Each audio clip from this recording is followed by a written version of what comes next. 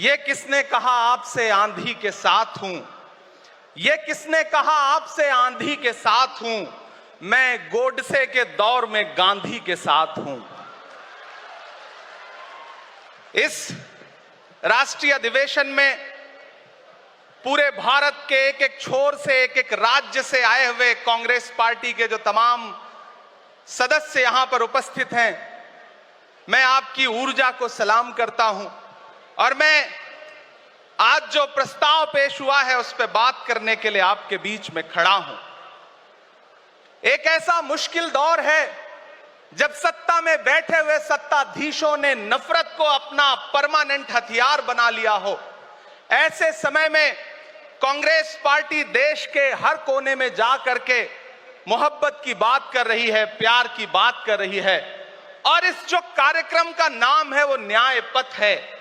न्याय पथ यानी कि इंसाफ का रास्ता।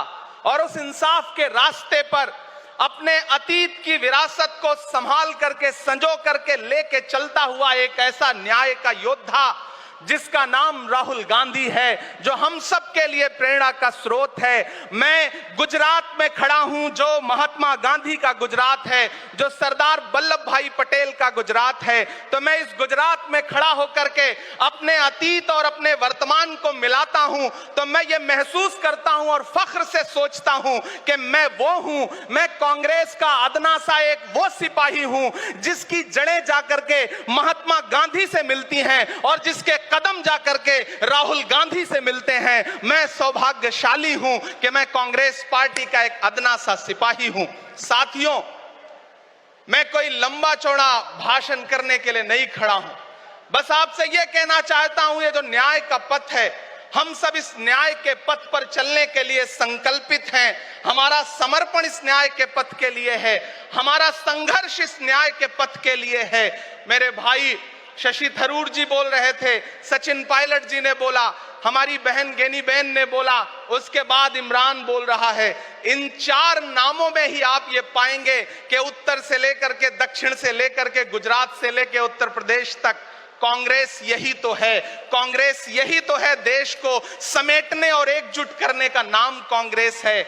मुझे याद है कि जब कन्याकुमारी के साहिल पर खड़े होकर के, समंदर के साहिल पर खड़े होकर के हमारे नेता राहुल गांधी जी ने कहा था कि मैं 4000 किलोमीटर चलूंगा, एक नारा लगाऊंगा, नफरत छोड़ो भारत जोड़ो। हम सारे लोग उनके कंधे से कंधा मिला करके, उनके कदम से कदम मिला करके 4000 किलोमीटर चलते रहे। मैंने देखे हैं राहुल गांधी जी के पांव के छाले, मैंने देखा है उनका बहता हुआ पसीना। लेकिन हम आपसे पूछना चाहते हैं और इस स्टेज पर मौजूद कांग्रेस पार्टी के अपने तमाम वरिष्ठ नेताओं से भी ये निवेदन करना चाहते हैं कि जिस पथ पर, जिस इंसाफ के रास्ते पर राहुल गांधी इस मुश्किल वक्त में निकले हैं, हम उस लड़ाई में किस तरह से, कितने जोश के साथ राहुल गांधी जी के साथ खड़े हैं, यही तय करेगा।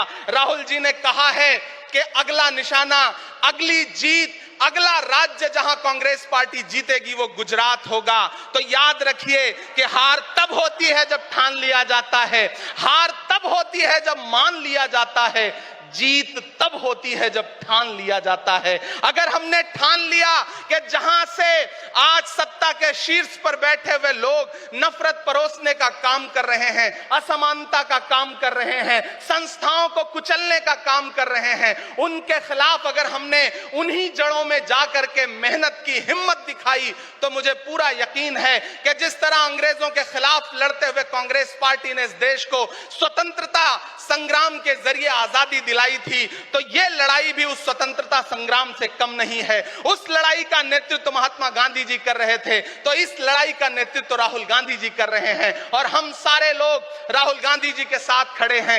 हो सकता है कुछ लोग इस सफर में, इस मुश्किल सफर में छोड़ के चले गए हों, उन्हें नजरअंदाज करिए और एक नई पीढ़ी, एक नई ऊर्जा के साथ राहुल जी के साथ खड़ी हो। मैं तो कहना चाहता हूं कि कांटे गुल के साथ नहीं चल सकते हैं, बुज़दिल खुल के साथ नहीं चल सकते हैं। रास्ते में जो छोड़ गया उसे जाने दो, सब राहुल के साथ नहीं चल सकते। करते हैं। आप सारे लोग, हम सारे लोग और इस देश के लाखों लाख करोड़ों करोड़ लोग राहुल गांधी जी के साथ खड़े हैं। और यहां खड़ा होकर के इस देश के पिछड़ों को, आदिवासियों को, दलितों को, अल्पसंख्यकों को मैं सबको भरोसा दिलाते हुए इतना कहना चाहता हूं कि मेरे भाई, कांग्रेस ही है जो आपकी असली लड़ाई लड़ रही है। मुझे वो दिन याद है कि ये सरकार जब एक बिल लेकर के आई तो रात के 3 बजे भी आदरणीय सोनिया गांधी जी राज्यसभा में मौजूद थी इस देश के लिए, इस संविधान के लिए लड़ाई लड़ने के लिए। और राहुल गांधी जी भी लोकसभा में मौजूद थे उससे एक दिन पहले।